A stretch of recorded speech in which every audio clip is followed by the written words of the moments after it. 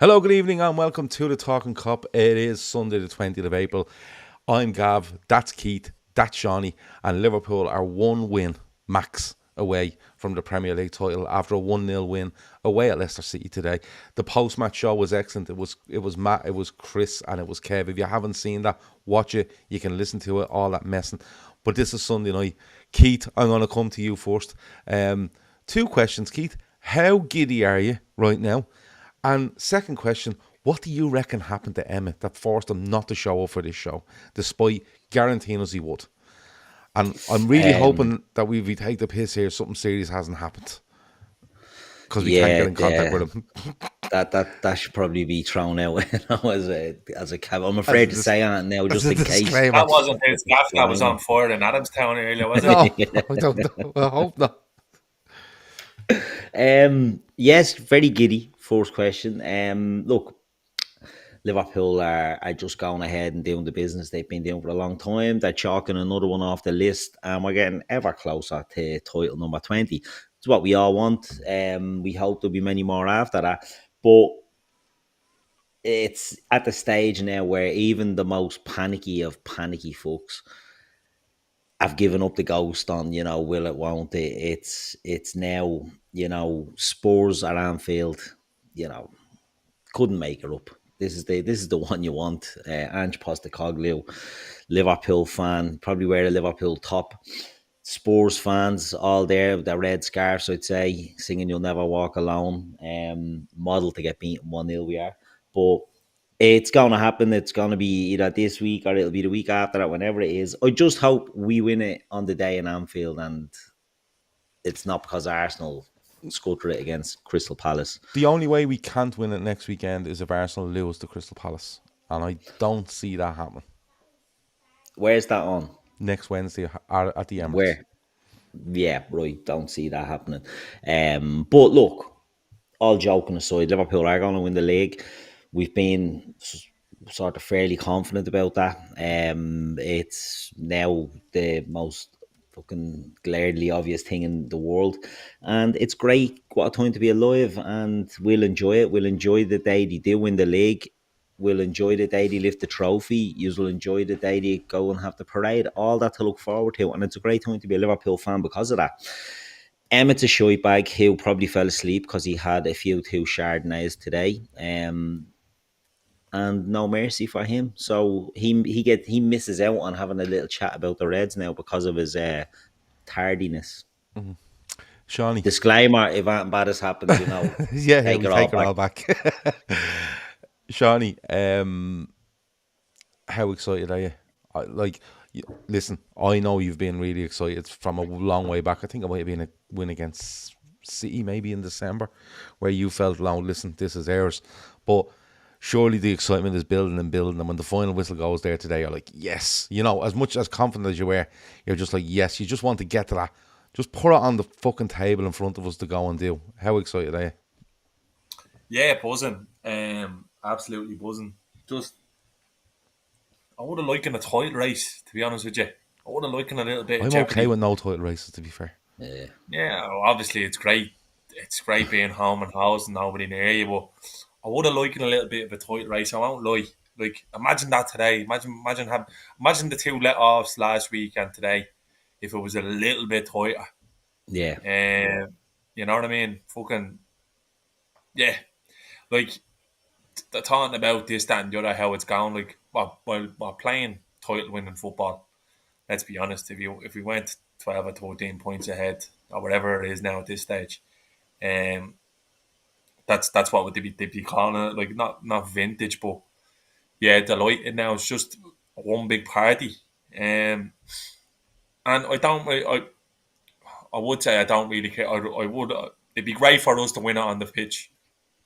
Um, yeah, it would be great for us to win it on the pitch. That's the best thing now. Coming up is that. That's the last wish, isn't it? yeah, Yeah, like I can only imagine the let off. And do you know what? They deserve it. They really deserve it. Been the best team by a country mile in England this year. So yeah, I'm fucking buzzing. The thing, I'm not being funny. I think it was the weekend we beat City, I started thinking it was well on, and then I never really thought after that we were going to fuck it away. Even in early January when we were throwing away points and Arsenal weren't really putting it on us, I never really felt like they had the guts for it, to be honest with you, and I think proved right. Yeah, it's fucking brilliant. Like, it's dreamland. It's, again, this time last year we were probably all wondering where we'd be this time next year, you know, and on the way to winning number 20 with a couple of the big boys staying, and you can even look forward to the season to come. It's fucking brilliant. We're very, very lucky, boys. We're spoiled rotten, to be honest with you. And I think Arne Slot deserves so much more credit than he's getting. And I think, look, I genuinely do. I feel like he will get his flowers in the next 6 to 7 weeks. But you can't underestimate the job he's done this season. I feel like it's getting lost in everything. I know Virgil has been brilliant, Salah's been brilliant, and they've signed their contracts. But I just think what the manager's done is absolutely incredible. I know the football is probably not as exhilarating as it used to be, but we're just a machine. You know what I mean? Like, you can see that we're seeing Paul bleeding. I'll be seeing Neil Atkinson absolutely tear some fella's career apart in the space of 2 minutes on Sky News during the week, Sky Sports News. It was phenomenal viewing, but I think no matter what narrative anyone tries to put up against this Liverpool side, it just won't stack up. Because, to be honest with you, the fact that they're 13 points behind, like, I think that's everyone else's problem, not Liverpool. I see the Premier League Instagram are doing the best, like the run in, and they're putting us in by Arsenal, but like, Arsenal are as close to fifth as they are to the top at this stage. So yeah, it's absolutely brilliant. And today was just another box ticked. You know what I mean? I'd imagine being in that away end there today would fucking, them boys will enjoy that train home. And again, another thing as well, that I don't want to miss an opportunity to stick the knife in to them shower authority cunts. Feed the Scousers, they say every time we play them, and I think it's the second time on the bounce Scouts are sending them back down to the Championship.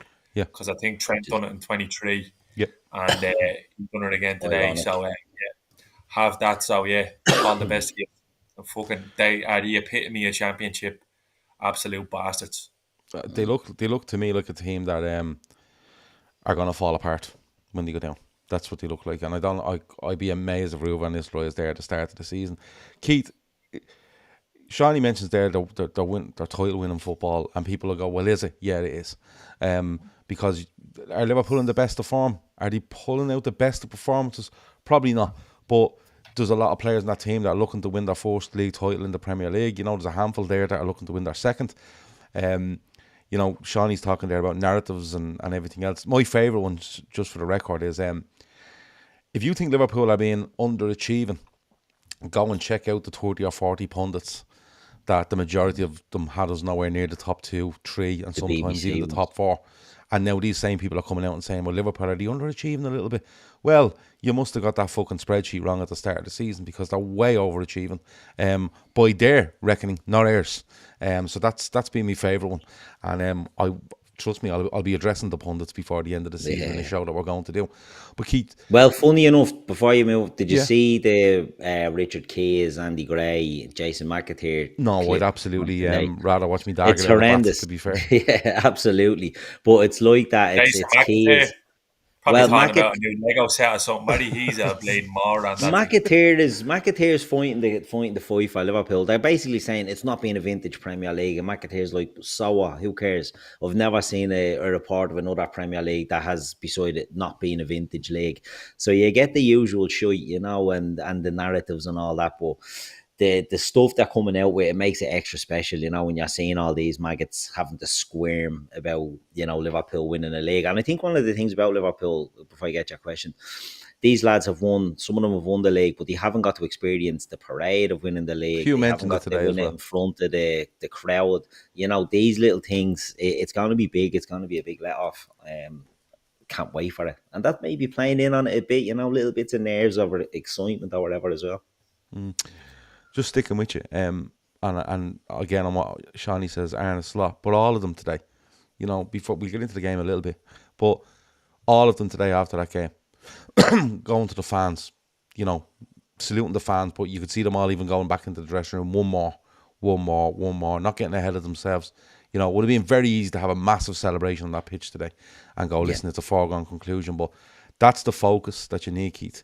You know, when you're not in the best of form, when the performances aren't swashbuckling, like Seany says, you're going out there. Like John says there, we dominated that game. We had 10 big chances. You know, maybe that's the reason Slot wants to revamp the attack in the summer. He spoke about wanting more easy wins during the week, but so focused, Keith, on what they're doing.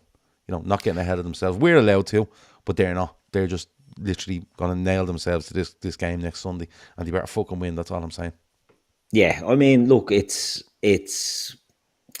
super focused by Liverpool. It's Arne Slot coming in, and we've said it before on this show numerous times. He's come in and he hasn't tried to reinvent Liverpool. He hasn't tried to break down Klopp's team and stamp it as his own, and that's his biggest strength this year. You know, having the, what would you call it, the humility, maybe the humbleness to come in and say, look, this is a good team and this is how we're going to get over the line. And I think as the season's gone on, we've seen that he's maybe falling out of love with a few of the lads, you know, that were there, and he's relying on some lads maybe a bit too much. As the season's gone on, we've seen less rotation, and that might have played into, you know, not the wheels coming off, Jesus Christ, the wheels didn't come off at all, but the slowing down of the machine as it was before that, because we were pouring, and then over the last couple of months, I'd say it's sort of not even regressed to the norm because we're still winning most games. But the forwards aren't scoring as much, and we're seeing like Nunes. We've won 10 of our last 14 league games. Yeah, but we're seeing Nunes isn't in squads, and you know, I think a few of them have literally burnt him out at this stage, his head out. So he's gone and he's done this and deserves all the credit. And look, we all know with Jurgen Klopp's squad that he built, and Arne Slot hasn't added anything into it other than a lad who doesn't get a game. But he's playing them and he's managing them and he's getting them over the line, and it's a huge achievement to do that. The squad will go into the training tomorrow. They'll know, as you say, that they're going in one more game. The lads know, but they're being absolutely meticulous about it, and they're not letting it, you know, distract them or get to their heads. We've got a team where players like, I think Ryan Gravenberch, Salah and Van Dijk have started the most games, or something. Have started every game, possibly, have they? In the league this season. Wouldn't be far off. I think so. Like, so that they heavily been using them, and we've got other lads who are in there. They know what they have to do, and they're going to get over the line. And Liverpool under Slot deserves a huge amount of credit, because it's not easy. You're trying to win a Premier League with Liverpool. There's added extra weight onto that. And we're seeing the shite that goes with Liverpool having to win a league. We're seeing the criticisms and the narratives and all this other stuff. So Slot's just got on with it, and he's been excellent with the media. He's been excellent when he's been speaking. You know, he tells it pretty straight. He goes and he'll answer their questions, and he'll answer them pretty sort of forthright or whatever. But he always likes to fight his battles as well. So he's not a stupid fella. He's not some gilly that took Jurgen Klopp's team and got over the line with it. And that's what excites me about next season. What we're going to do, what we're going to see next season with him. Because the reports all during the week, whether you believe in the transfer war chest nonsense or not, I think we're going to see a similar to, what was it, 17, 18, was it the summer when, or 16, 17, which one was it, 17, 18? 17, 18, Salah, Chamberlain, Wijnaldum, and we tried to get Van Dijk. So I think we're going to have a summer like that. We're going to have a big summer. And we're going to see what Arne Slot is made of. But he can't have done more. He can't have done better than coming in and Malavog in the league in his 4th season. So, there's deserves a lot of kudos and a lot of credit for that. But look, these lads, professional lads, they're going to get the job done. They're going to do it on the pitch against Spurs, and it'll be brilliant. Seany, it's been set up perfectly, because if you reverse the fixtures around and say, for argument's sake, Liverpool beat Spurs today and they can go to Leicester next week to win the title, there's a very few select people that will be at that ground. And, I find sometimes when Liverpool go away from home, they can be kind of, oh, these aren't great, we'll beat them, we'll find a way.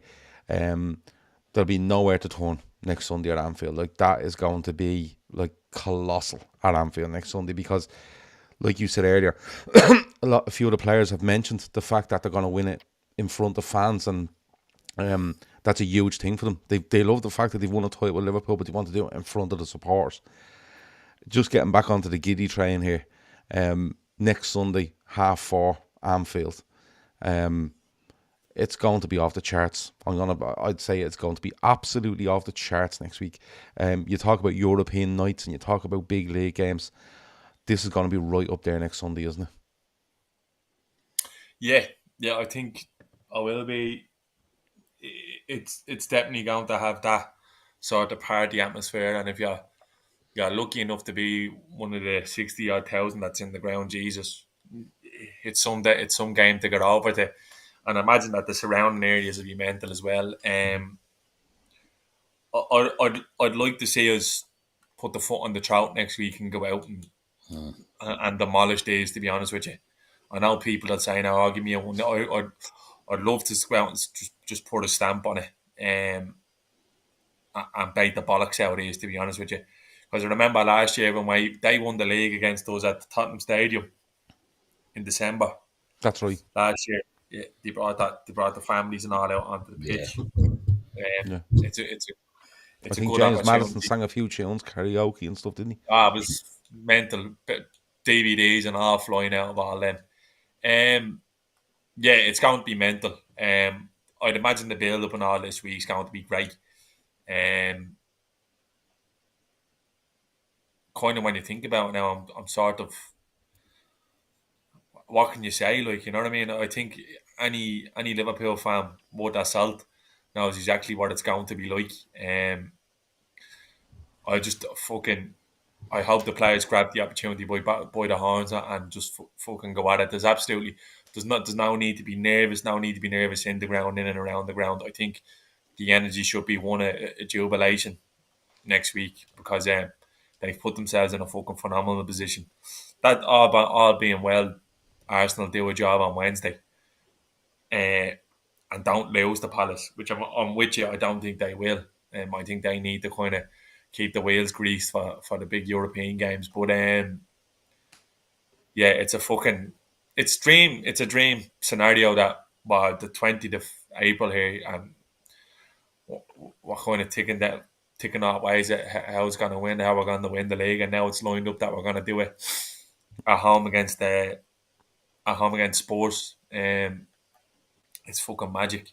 And again, if you're lucky enough to be in the ground next week, honestly, I hate you. You're an absolute bastard, to be honest with you. You're pretty. Yeah, it's brilliant. It's absolutely brilliant. Like, what more can you say? Just dream scenario. I know we won't lift it next week. I know he won't lift it. He won't lift it until the last day of the season. But that's grand.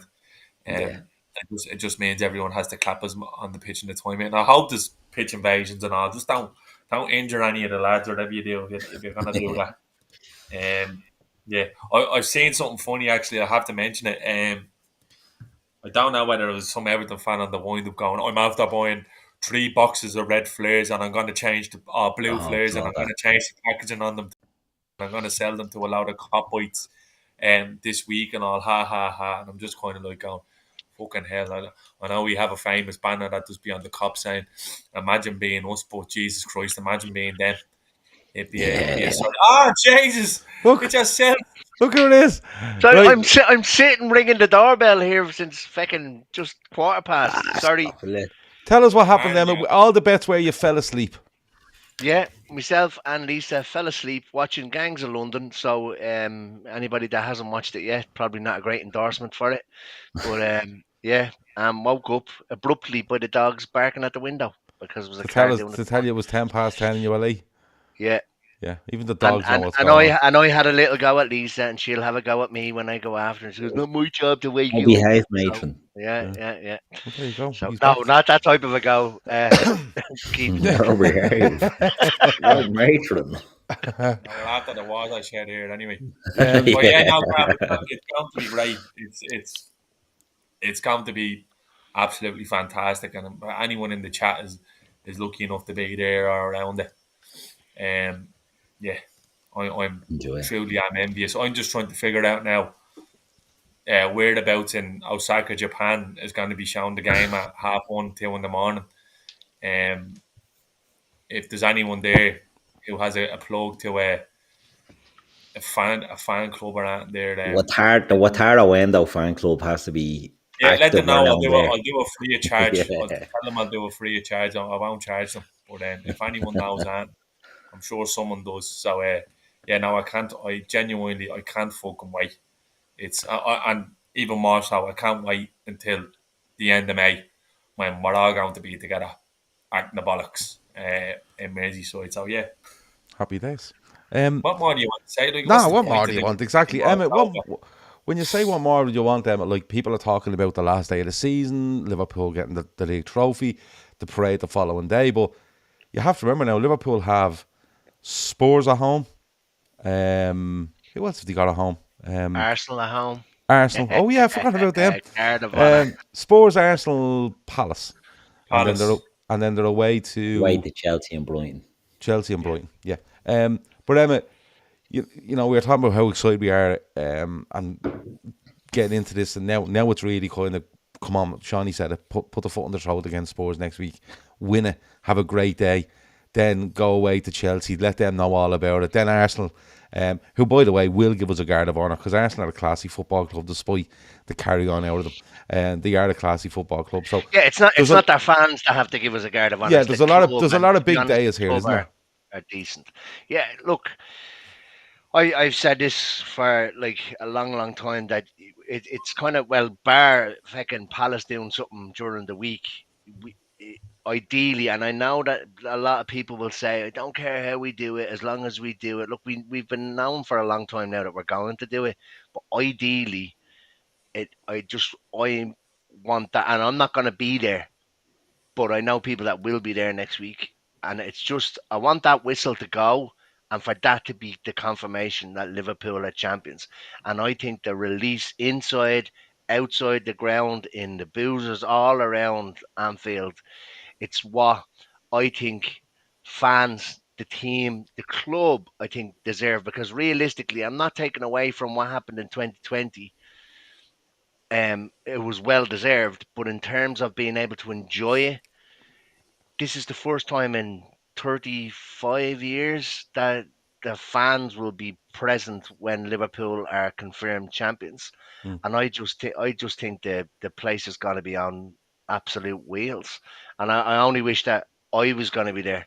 Um, but yeah, I I also hope that we go out and we don't go out. Like, remember the last time, one of the games at home after we were confirmed champion, Trent was needed to be fucking nearly shown to where to stand to shake hands before a game. He was still Yeah, half yeah. guard. Brighton away. There was one of them was Um, Brighton away, wasn't there? and he didn't know where he was, and they were City away, they turning were him around. completely drunk as well. Remember that? But I just hope, like Shawnee says there, go out next week, foot on the throat, absolutely show that you're champions, and show then in the remaining game as well, and use it as, and I think Keith might have said it there, as a kind of a nearly like a launch board into to next season, because I think we can only get better. Hmm. But it's just what a time to be alive. We got it in 2020, but it was kind of nearly kind of everybody was probably in their own houses Yeah, enjoying this is it. going to be the real deal. This place, this place, it's just going to be unbelievable. Like, Mm. and I know that we have plans, Yeah, but loads of it's plans. gonna be like Beirut. It is going to be like Beirut.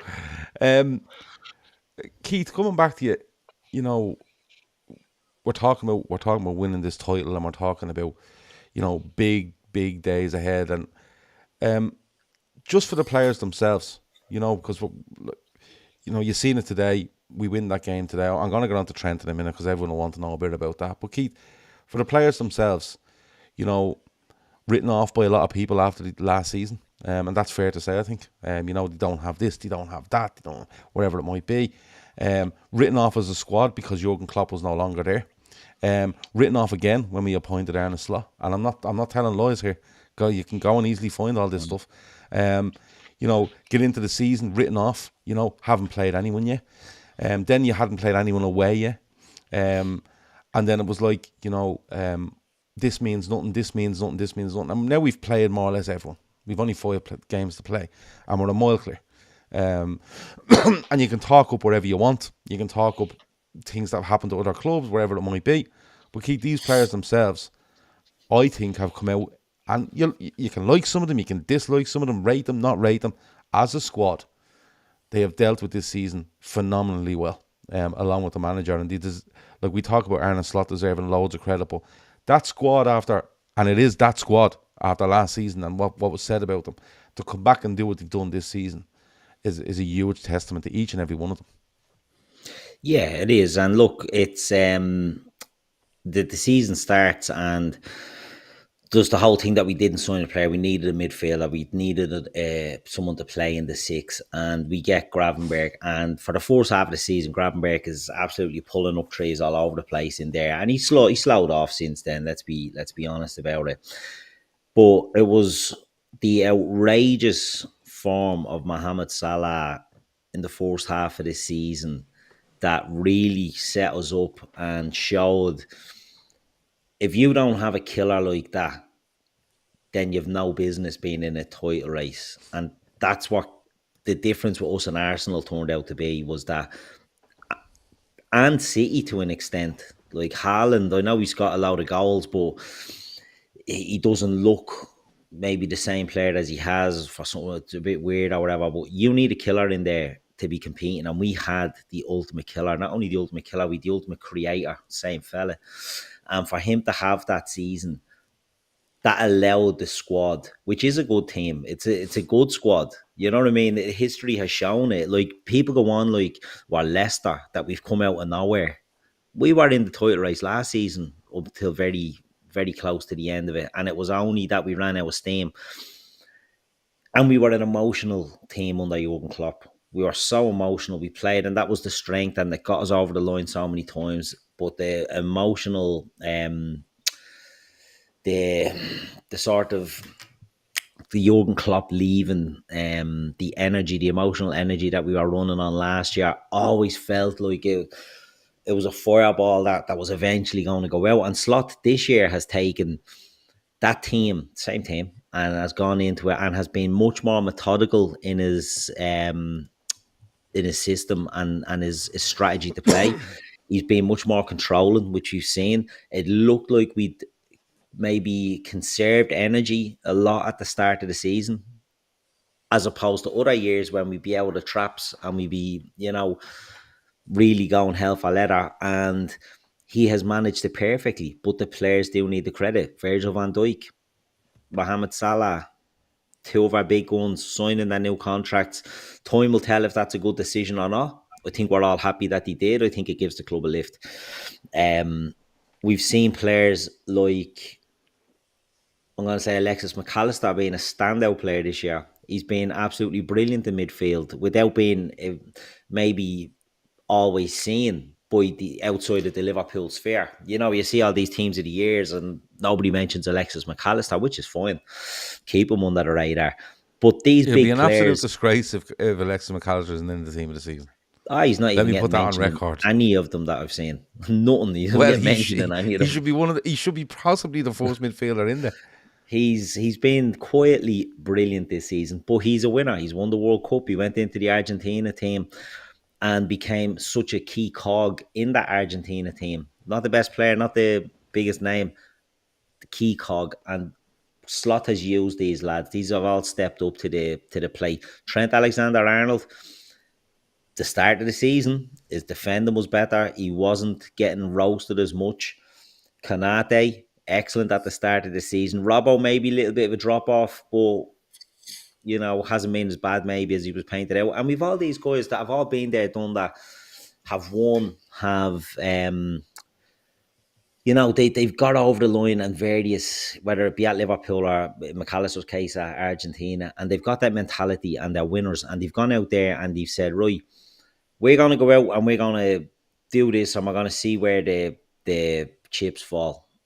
As injuries start coming in, Rodri, look, big miss for Man City, but I think it's absolutely outrageous that they fell off a cliff with the loss of one player and nobody mentioned it at all. Like, bad champions, all this shit that we had to put up with. He's an excellent player, don't get me wrong, but the stats even before he got injured, where any game he missed, they were losing, was absolutely bleeding wild. And they fell off a cliff. And you just had to say, right, you just need to be in the mixer if anything goes wrong. And then bang, we done it. Arsenal, the shite they're coming out with about injuries. Saka, he missed it. They were already dead and buried by the time Saka was injured. Liverpool just went in and made sure they were the best of the best. And that's down to the lads on the pitch. I think Van Dijk this season has been brilliant. He's not being a coach, don't get me wrong, but he has been an absolute stellar leader on that pitch. He always is a good leader. But this year was like he was the real link between the management and the team. Like, he was on the pitch. He was getting the instructions in there. He was making sure the players didn't slack. Every time you see him, he's encouraging his teammates, or he's telling them to get stuck in. I think he's been probably one of his best seasons, and he's 33, 32, 33. Yeah. He's been brilliant. This has been a brilliant season by Liverpool, and nothing can take it away from them. And Arne Slot deserves credit, and the players deserve credit. There's not much more you can say. No, I think you've said it well. Arsenal were 9 points behind with a fit of taxes, John. Bob says, we had more points last season than Arsenal can actually get this season. If you want to talk about some injury things and whatever else. I want to go on to Trent Alexander-Arnold because it was a big talking point afterwards. But before I do, on the screen, you can see the QR code it is for NordVPN. We're telling you all about it last week, and this week I'm going to tell you about it as well. The link is in the description if you want to sign up using our unique link, and it will get you some great deals on monthly, yearly and 2 yearly deals, and you get, I think it's 4 months extra you get when you pay up to this. Listen, loads of devices, that's being the biggest thing for me, innit? Putting them onto loads of devices and having the security and all, excellent, absolutely excellent. I didn't watch the game on Sky today. I'm going to be honest with you. I used the VPN and I fucked off to another country, and I used it there, and I didn't have to listen to Gary Neville. I happened to hear Gary Neville afterwards going, oh, he's taking the yellow card, when he scored and all this shit. So I was delighted to do that as well. And, if you're away working and stuff like that, which somebody very close to me was in the last week, away working in a different jurisdiction, to be fair, and they used it and loved it and everything else. So security, your devices, and your ability to not have to listen to Gary Neville. Literally, that's the selling point. If you don't want to listen to Gary Neville, get on this. It's the business. Link is in the description, or if you're watching on a device that you can just scan that QR code, it gets you straight to the link, and fill your boots, as they say, fill your boots. Seany, I'm going to give you the first word on this fella, because you've been the most vocal on him, and that's not me having a go at you. You've been the most vocal on him with regards to Trent Alexander-Arnold. He comes back from fitness today, or from an injury today. I was surprised he was in the squad. I was surprised we've seen him before the end of the season. The word is he's worked very hard to get back. He gets back. He comes on after 71 minutes today, and I think it's 5 or 6 minutes later he scores the winning goal. Big celebration of him. An interview afterwards that mixed views on it as to what way he's leaning, whatever else. Where are you on it? Good goal, played well, but do you think you might have missed an opportunity here today? Yeah, I do actually. Look, I don't mean to be negative every time I talk about him on podcasts. I just don't. It's just the feeling he's gave me for a while. But I'm going to be deadly honest with you. There is part of me that I was kind of happy to see him have a moment today. Because no matter how you feel about him going out the door or whatever, to be honest with you, I think whatever way I feel, you're well within your right to feel that way. Like I do feel like part of me did feel like he deserved that moment today. Let's be honest, when he's pulled the short on, 95% of the time he's been fucking incredible for the football team. But I think he missed an opportunity today. I think he missed an opportunity today to kind of. I think he could have closed the book today on it all. I think it was a perfect opportunity to kind of bookend. I don't think it would have popped up for them. I don't think it'll pop up for him again with the fans and all singing in the background. Yeah, they're getting a late winner to send us 3 points around the league. I think today, after the game, and I've said this to you before, Gav, I never expected him to.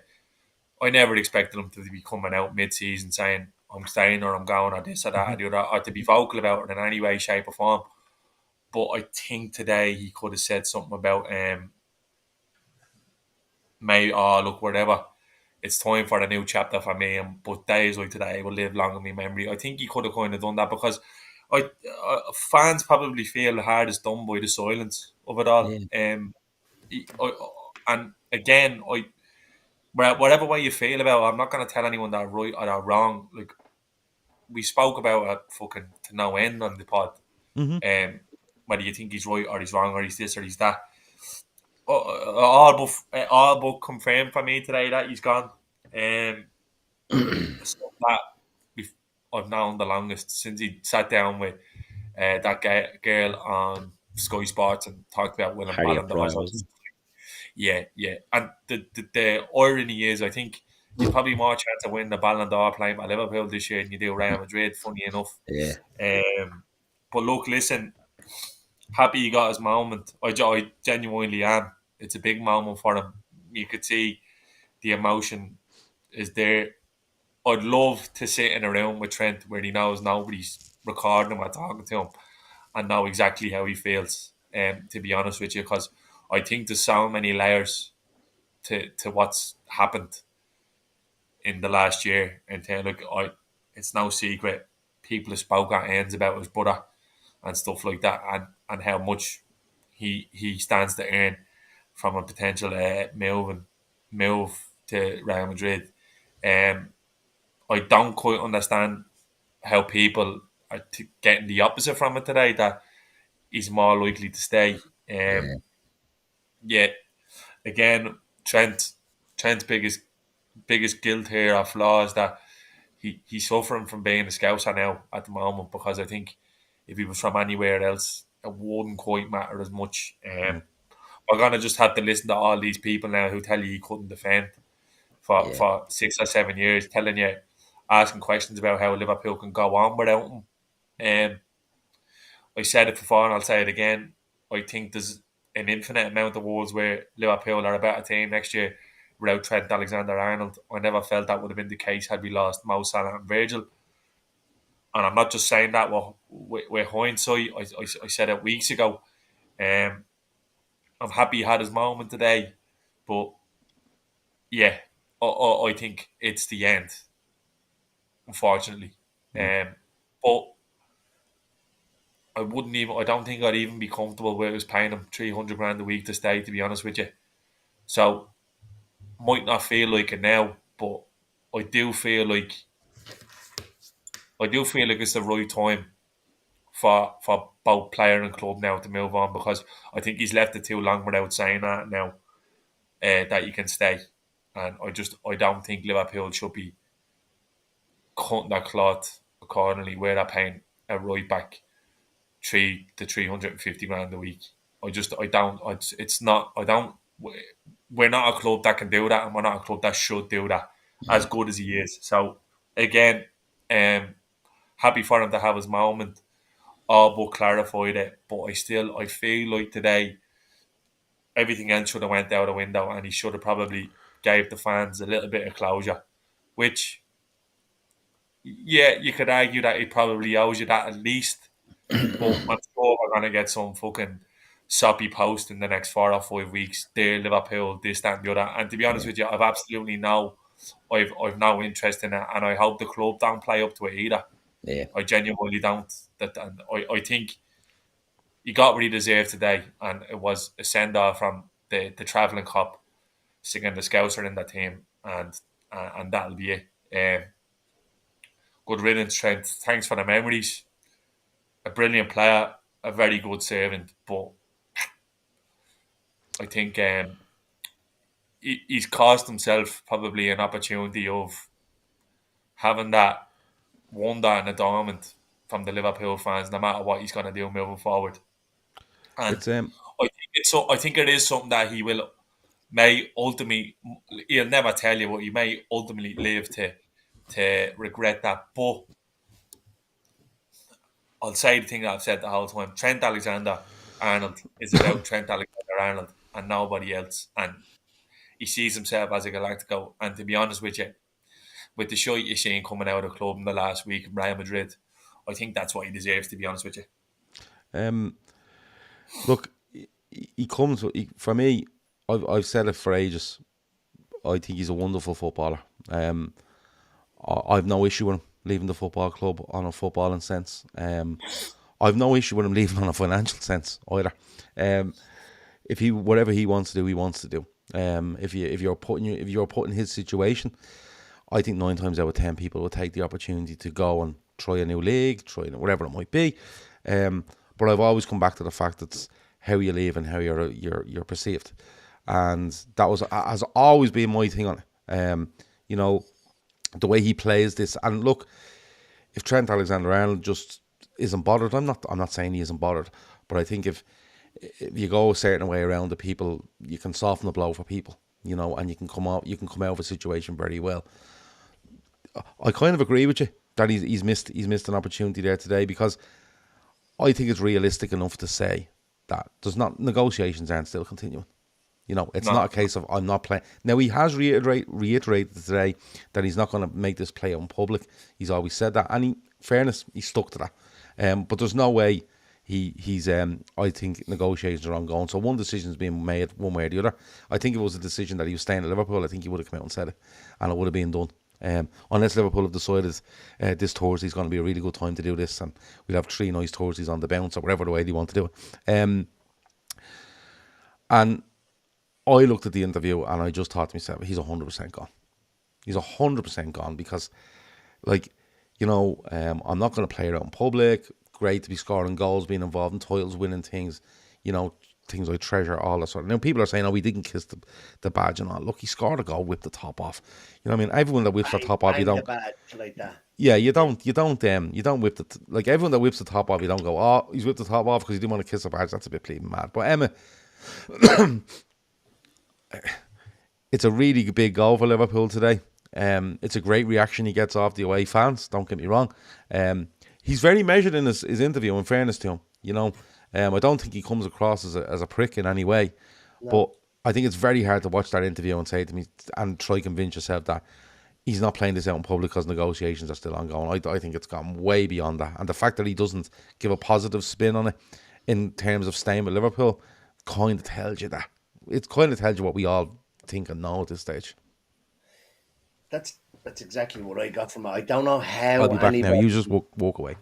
I don't know how anybody is getting anything other than that's it. He's gone from that interview. What I would say is it was nice to see the emotion that came out of him when he scored the goal, rather than his usual kind of arrogant, arrogant kind of thing about it. So look, no one's doubting what it actually means to him to go and win a league, or to be part of winning a league for Liverpool.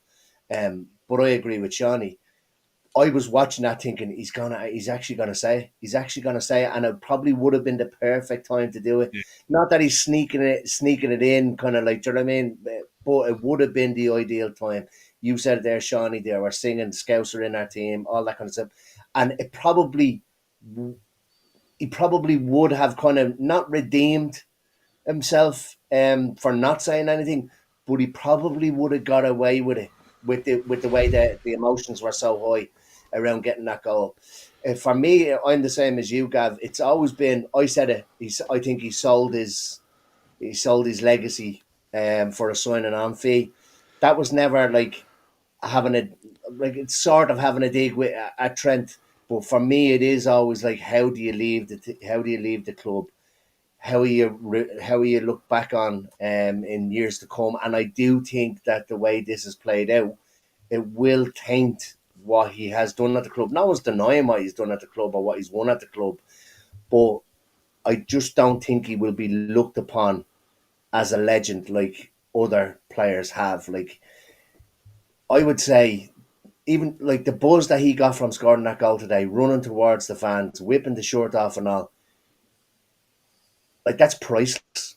So you can't put any kind of signing on fee on that. And he's from Liverpool. Look at it. Look at the response to Salah signing his deal. Look at the response to Virgil signing his deal.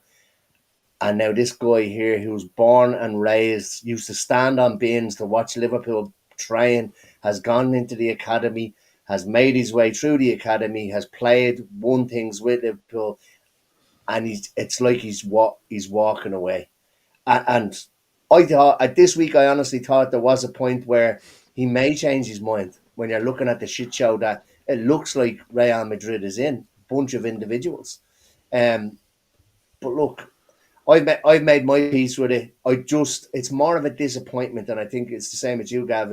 It's more of a disappointment that you're kind of thinking, Jesus, don't throw all of this away. And I just don't think he's gonna be like a Steve McManaman. I'm not gonna say he won't be as bad as Michael Owen. I don't think Steve McManaman is as bad as Michael Owen, but I just don't think he's looked upon as much of a legend as others because of the way this is played out. And probably today was the ideal time to mention it. I think he may mention it after, if we win next week, he may mention it afterwards. To me, it'd be like, what the fuck are you doing? Like, we've just won the league. Like, not what the fuck are you doing going? What the fuck are you saying it for now? Like, because I know, like Seany says, it's Trent cares about Trent. But I think that would be the worst time. Today was probably the best time for him to do it. Next week after we win the league could be the worst time for him to do it because he's like trying to steal the limelight of us, and he won't, but he's trying to steal the limelight of us actually lifting the Premier or being crowned champions. But I was delighted for him today that he got his moment. I agree with Seany, but I just think it's tainted when he's going, and I don't see how anybody can see anything other than him saying, I will cherish these moments forever. If he was staying, he'd be making more. Do you know what I mean? Not this. He'll cherish this moment. He's 100% gone. It's just about when he picks his moment now to tell us that he's 100% gone. Yeah. For me. Keith. Well, look, I want to say something just real quick. Look at the other side. Look at De Bruyne's interview yesterday after the game. I don't know whether any of you seen it. It's fucking shocking. Yeah. It's absolutely shocking. Like, and that is the other side of football. Shows the business, doesn't it? What happened? Like, he is genuinely the greatest player to ever play for Man City. Like, well, what happened? I genuinely didn't see what happened. He was questioned in the. And said, I was called into a meeting and just basically told I won't be given the contract, and that was it. There was no. He said it was a very short meeting. It was just basically I was just basically told I'm not needed next year, and he said it was kind of a surprise to me. It was a short meeting, and I can't really give you many more details because that's literally all I was told. He was just brought into a meeting and told, "No, we're not going to make you a contract offer. So, thanks." And that was brought it. in by Chicky Begiristain and Ferran Soriano, and just told real cold, and that's it. It's football, you know. That's it. You're gone. Like, you know, and he is genuinely the greatest. Is he fuming more that he didn't get a deal, or is he fuming more that he didn't? I think he's just fuming the way the way it's being handled, I suppose. He didn't even offer him a deal. Just completely. I think he made it out like you. And to be honest with you, as much as I fucking can't stand Man City, there is a very warm spot in my heart for Kevin De Bruyne. I always liked the way he spoke off the pitch. Yeah. I know he played for who he played for, but it's the other side of it. Like, it's genuine. It's the other side of it. Now, I know Man City fans won't be particularly happy about that, but like that is like that's the business you're in a way. You know what I mean? So there's a case where he's just being don't now. If I was a City fan, I'd want De Bruyne to be treated like I think Gerrard should have been paid whatever he wanted for as long as he wanted at Liverpool, and then just retire on I his also own. think Sometimes with Kevin De Bruyne is sometimes you earn that right to kind of, if you want to stay here and finish up here, we'll pay it until the wheels come off. And I understand they're ruthless and there's business like that, but that for me, that's sentimental side. But I think some players earn it, and I think Van Dijk is earned that, and Salah is earned that. And if they get to 35 and they're still anyway decent, I think we probably should look at signing them up again, because they like, you need to kind of repay players for that loyalty. Like that, you can't tell me De Bruyne couldn't apply for any fucking other side in Europe at any stage he wanted. But yeah. So but I think that's where Kevin De Bruyne is probably a bit annoyed, and I don't think the Kevin De Bruyne situation and the Trent situation is anyway similar, because I think it's not. But what I'm saying is, I think with the injuries De Bruyne has had, right, and you've seen a fall off from De Bruyne. If he's called into a meeting to go, look, Kevin, it's not going to work, but listen, we're going to let you absolutely dictate this situation as to the exit, and we're going to lodge you for fucking 6 weeks solid across all our social media and interviews, and you're the greatest and everything else. But the only thing I will say is Kevin De Bruyne is leaving Man City, and I've seen fuck all about it, other than what you've just told me. I haven't seen anything, you know.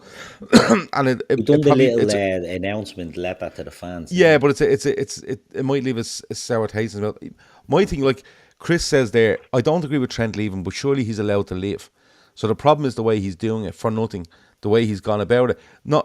Listen, Chris, my thing about this is that, and it's not because he's only a local lad. I think it's part of it is he's leaving in his prime years, with Liverpool being title winners, looking to improve, a manager that's proven himself above and beyond for me in his fourth season, a squad that's proved themselves.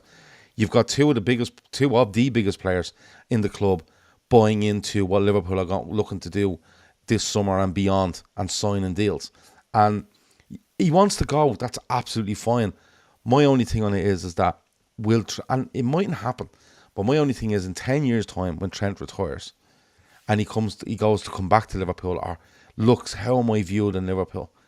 I think the fact he leaves at 26 in his prime, I think will count against him. I'm not saying he's going to be absolutely ridiculed, but I think it will count against him, even in discussions around Liverpool greats, etc., etc., etc. And if that affects him, that's his decision. If it doesn't affect him, what I'm saying or anybody else saying doesn't really matter. That's where I think it is with Trent Alexander-Arnold. There's one thing that I want to say on that, Gav. It's you mentioned he leaves. He's won the Premier League the second time, and he's leaving as a champion. He's been leaving since before, we've won this league. He's been out the gap since last summer.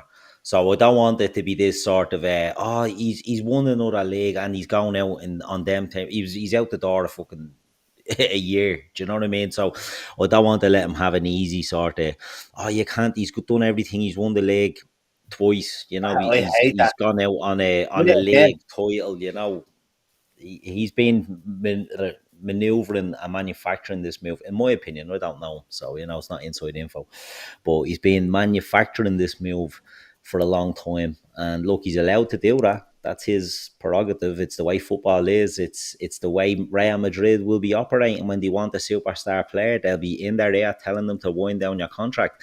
But you're a local lad and you walk out at 26. You're not getting... Look, we spoke about Kevin De Bruyne there. Man City built statues for every Tom, Dick and Harry that plays for them in the last 15, 20 years. Kevin De Bruyne will get a statue at Man City. Trent Alexander-Arnold is sacrificing a statue at Liverpool. Not that he would have got one, because we have a lot of legends, but he's sacrificing being in with the show, along with Steven Gerrard. If he'd have stayed at Liverpool for his career, he will have won 2 league titles, Champions League, by age 26, plus whatever else he'd have got after that. If he finished his career with 5 Premier League titles, with 3 European Cups or 2 European Cups, you're not telling me that there wouldn't be talk of a blatant stand or a room in the stands in the executive lounge for Trent Alexander-Arnold, the Trent Alexander-Arnold lounge. He's sacrificing all that for a signing on fee. And while he's done great, he's been a great servant for Liverpool. I agree with what Seany said there about him having his moment, and I'm glad he had it. you know, with the away fans in Leicester, where he's had done damage before. It was a nice, set of circumstances.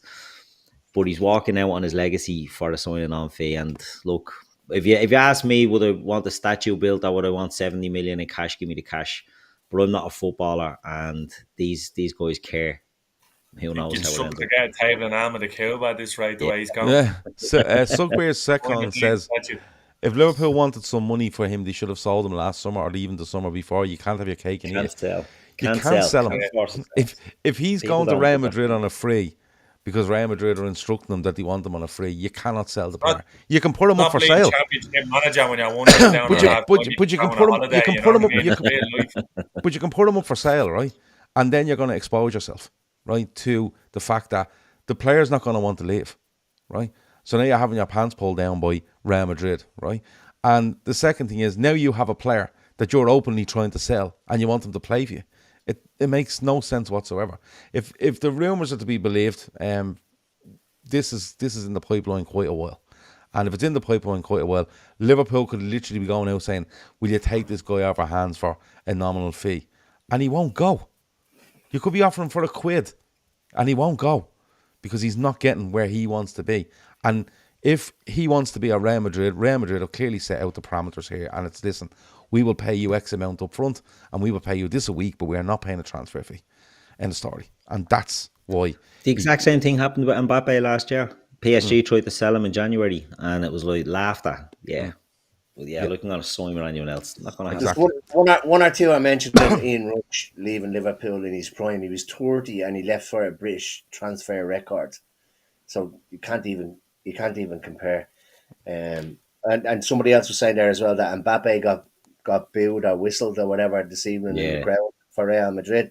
That's what, like, and I've said that as well. Trent to some extent has been protected by us Liverpool fans. When he makes mistakes, and he will make mistakes, he won't get the same amount of protection in Madrid. I think. No. Jesus Christ, they'll turn on him quick, and it's like like I said, it's more of a disappointment or a kind of a don't throw it away. I'm 46, he's 26. There's 20 years in the difference. I hate talking like this. Like, Jesus, what are you doing, son? Don't throw it all away. And that's the kind of angle I'm coming at. And I think that may live to regret it. Yes, all the money in the world he'll have, but at the same time, money probably can't buy you the adulation that Liverpool fans give to. Yeah, I don't think it's going to be a case of Trent can come back to Liverpool or Trent can go to Anfield again. I think it's more a case of when his peers talk about him, or you've really, really highly respected people that talk about Liverpool and rank Liverpool greats and stuff like that. I think it might be just a mark against them. I could be sitting here in 20 years' time going, Trent was fucking brilliant. I haven't seen a right back since. But I think you nearly end up wanting someone to come along to be better than him. So you can say it because of the incident as to how he's leaving.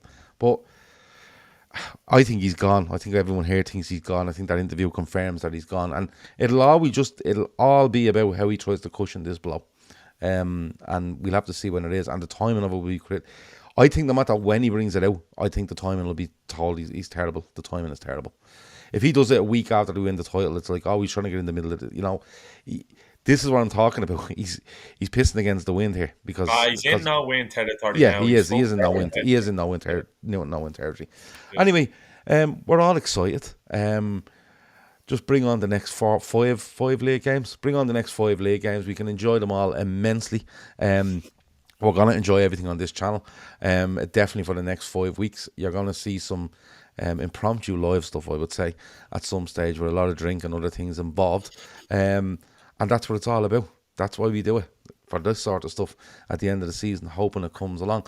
We're going to go. Keith, anything else before we go? No, nothing much.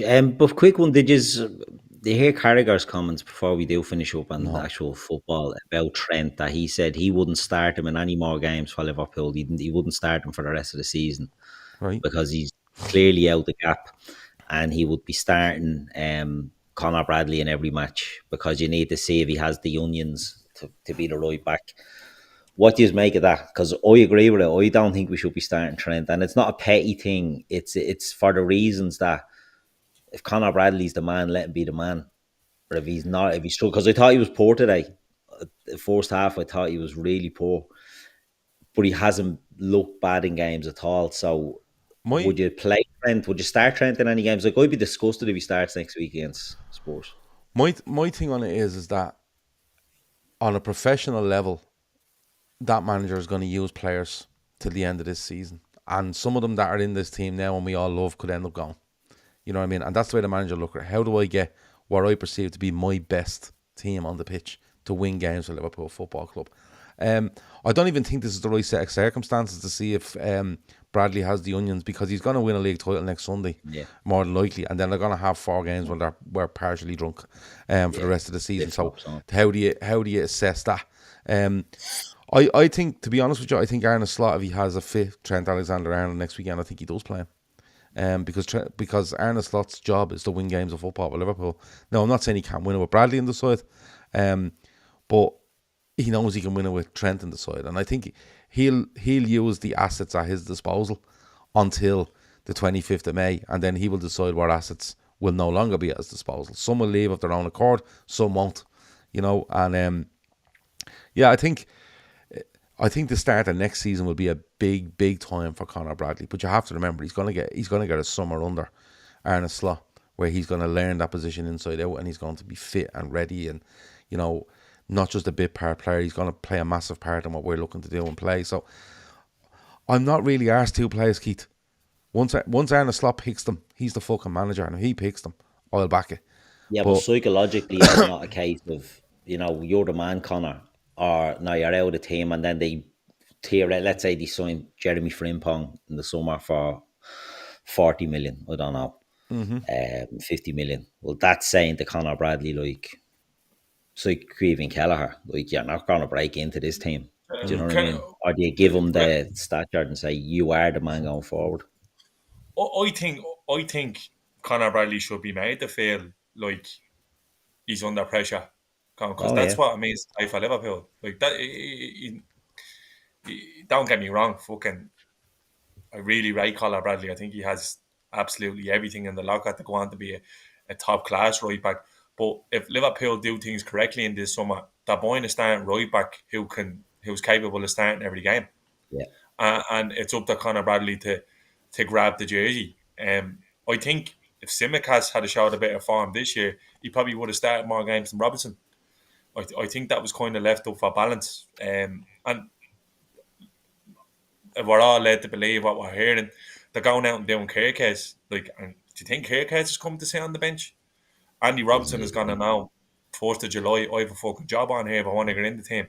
And I think we should be doing business requisite to that, to say, look, listen, Conor Bradley, you're a fucking brilliant footballer, but this fella's had to come in here now, and you'll fight with him for your jersey.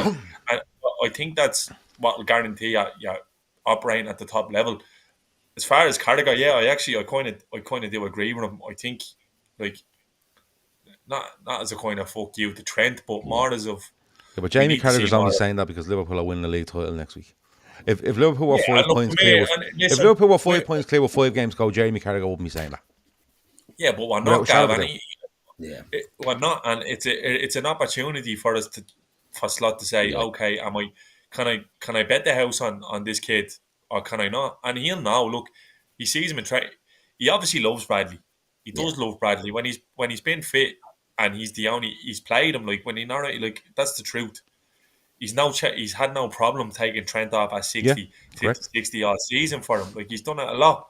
He's done it an awful lot. So he trusts Bradley a lot more than he trusts other lads in the squad. Yeah. That's for sure. But I think the main thing is, I wouldn't play until he breaks, because obviously he has a bit of a problem. He's still kind of grown. He's still a young player. But I'd like to, like, come August the 1st next year, or whenever the window closed, I'd like to say Liverpool are at the now, who it may be in whatever shape, I don't know. I think right back market is probably not the best year to be going out and buying a right back. I'm sure there's lads who pretend they watch loads of football who can give you loads of names of players who would be suitable. But just say Frimpong, because he's the one that's been kind of put out there. Like, you're signing him. That's a message to Bradley to say, like, listen, you're in a scrap here if you spot. And that's Yeah. what, like, being, like, Kirkes and Robertson, you're in a scrap, you spot. Hoyson, Kanate, all right, Yeah. you don't want to sign the deal. Fair enough. No bother, kid. You can hang around there in the World Cup year. France are absolutely stacked with fucking centre backs. You don't want to be sitting on air bench. So if there's a lad who's going to light a fire underneath you, and I think that's what kind of propels you to titles when you have that strength and depth. So that's the only thing I could say. But I'm with you, Gav. I see what you say. Slot is business first. I don't. That's the way I see him, and I think Slot will always play his best available to him. But to be nothing out of the ordinary, like you just said, to be nothing out of the ordinary next Sunday if Trent starts that game and on 65 he puts Bradley on because he's done it all season. Yeah. And look, it just and it's a real sign of nothing's changed here. We are doing what we do, and until I don't have that player, that's what we're going to do. Yeah, and you need to like again. I'm not really defending Trent, but the stuff that came out this week is that he worked incredibly hard to get back before the end of the season. Was the words to be involved, to be involved. And look, lads, he's obviously fucking riding off into the sunset, whatever way you feel about it. He could have just said, you know, I can put my feet up now. I had to turn my comments off on Instagram because I'm getting lashed out of it constantly. Like, why would I fucking bother? So he obviously, look, and you're saying today, he don't look, despite him, he obviously does look. I don't think it's been a particularly easy decision for Trent Alexander-Arnold to leave Liverpool, to be honest with you.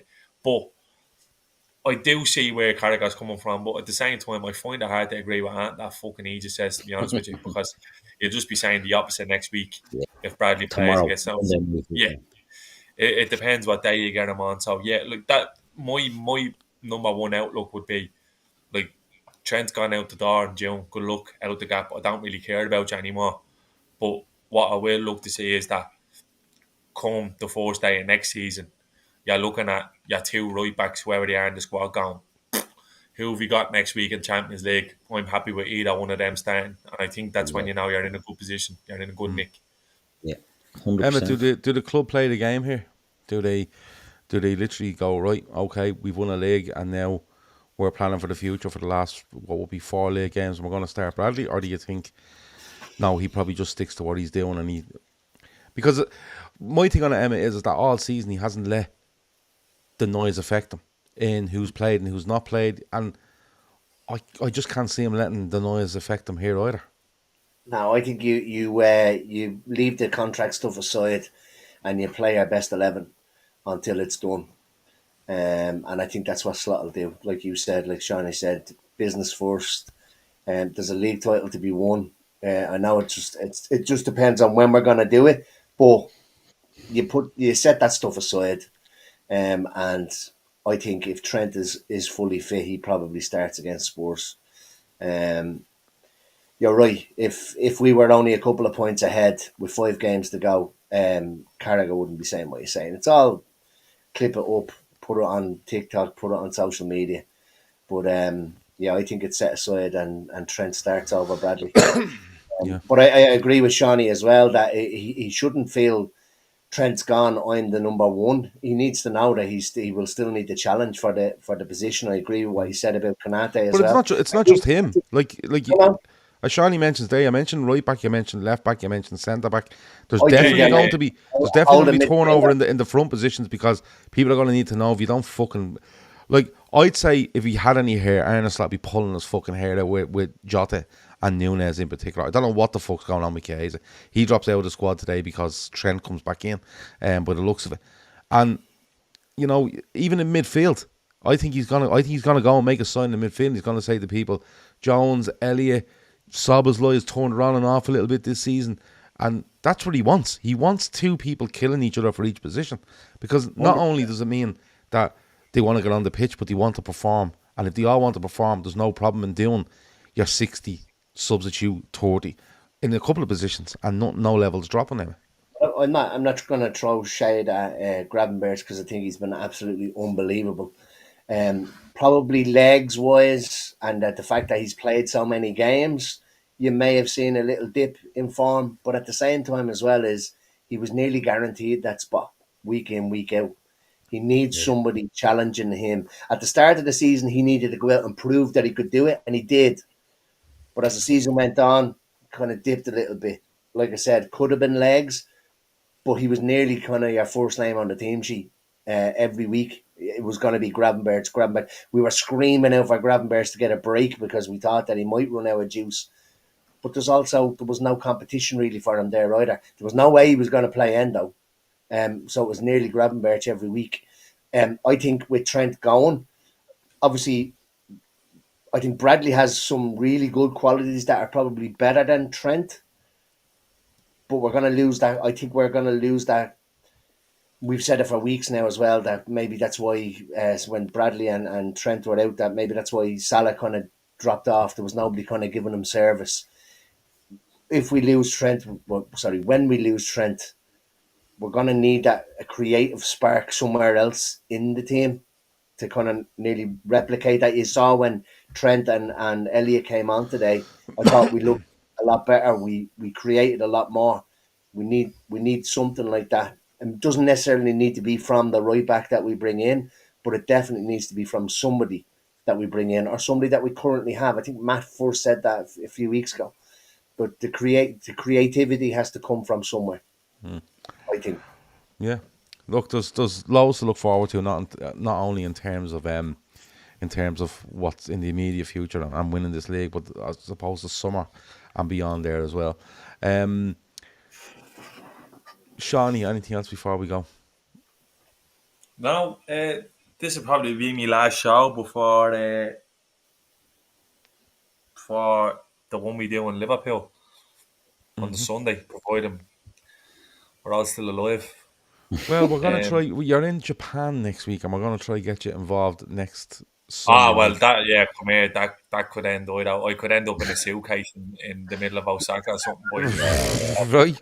Awesome players go out here. You're away then. We might get a couple in before we go away to Liverpool. And then I'm back from Japan. I'm in Japan for 3 weeks. I'm back from Japan, and then I'm on a stag in Berlin, and then I'm back from Berlin, and then I'm in Liverpool, and then I might never come home from Liverpool, to be honest with you. So there you go. And we will take on that. When you're not on the pods, it's not because we might have lost a game. That was sort of. Oh yeah, we've seen that during the week. Somebody said Seany's not on. But I had to break it. I had to break it to the person that these shows are agreed upon well in advance. Hold on, so what? I wasn't on. I'm not on the show. Yeah, somebody tried to tell us that. Yeah, someone tried to say that. Yeah. We've lost two league games all year.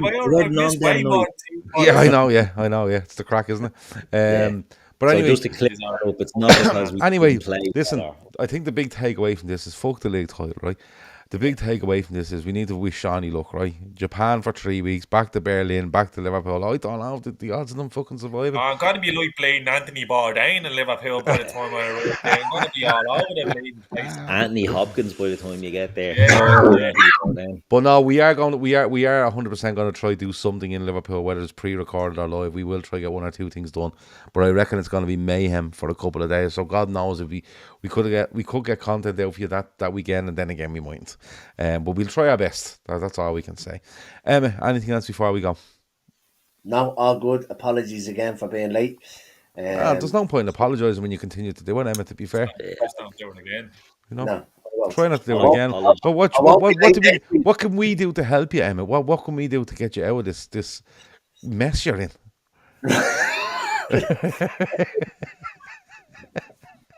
What can we do? I'm going to try play along there, but I can't help but fucking laugh. Nothing. I'll set my alarm clock. Set your alarm. How many points did you have today? I didn't have any, honestly. Oh. Well, so it was just the gangs of London was the only man in the world with an alarm clock set for 10 o'clock on a Sunday night. Anyway, listen. Set for some mad shit. Listen, Seany will be in Japan next week, so he won't be on. Emmett might be on. Me and Keith will be on. 100% be on. Will you? Yeah. Next week is the wrap up the league one. Well, next week we're wrapping up the league and we're doing one live in person together. And we're going to get Seany in from Japan. But then again, Emma could be asleep on a deck chair somewhere in the vicinity. Actually, I have a question. Go on. Before we go, and it's an honest one, right? Just speaking of Japan, does anyone remember Takeshi's Castle? Yeah. Oh, yeah. Did anyone ever win that? Don't know. It's probably still going on, Seany. Somebody did Yeah. say earlier, if you look up the official Liverpool supporters club for the area, you might be able to find an old bowser that's... Lads, there's fellas in Dublin who can't even understand me. Imagine me walking around in a bar with a load of jackets. Yeah. I'm going to have I'll have Endo Ataro's cousin in a bleeding headlock. Yeah, well, listen, Yeah. once it's in the official supporters club, you might get away with it. Takeshi's Castle, haven't a clue. It could be still going. Because I just always remember the last bit of it. Literally, they were basically going around with a sheet of like Bounty out of Lidl, like the cheapest bit of toilet bleeding washing paper. And just some bloke running around with a super coat or squinting when you had to try to keep the thing dry. And I'm thinking to myself, how the fuck are you supposed to win this thing? Maybe there was no winner. Yeah, but it was for 18 million yen, and I don't know. That's probably about a tenner or something. I'm just curious to know if anyone ever won it. Yeah, it probably was about 14.50 or something with inflation, you know. But anyway, listen, they obviously felt it was worth it if they went for it. It could be still in sudden death, Takeshi's Castle. It could be a playoff. We don't know. Let's look that up for next week. Anyway, that has been the Sunday Night Cop. I've been Gav. That's been Keith, Seany, and some of Emmet. Not all of them, but just some of them. And next week, or during this week, we've loads of stuff coming again during this week. If you want to check out our Patreon, please do. There's loads of shows going on there, as well as our free stuff that's on YouTube during the week. Patreon.com/Talkin Kop. Well, as we always say, try it for a month. I think you'll stay with us because there's loads of stuff going, back eras and old players. There's all sorts going on. And of course, we are starting our team of the season kind of series. We've started that with actually during the week, and then others are going to join as the weeks go on. That's about it.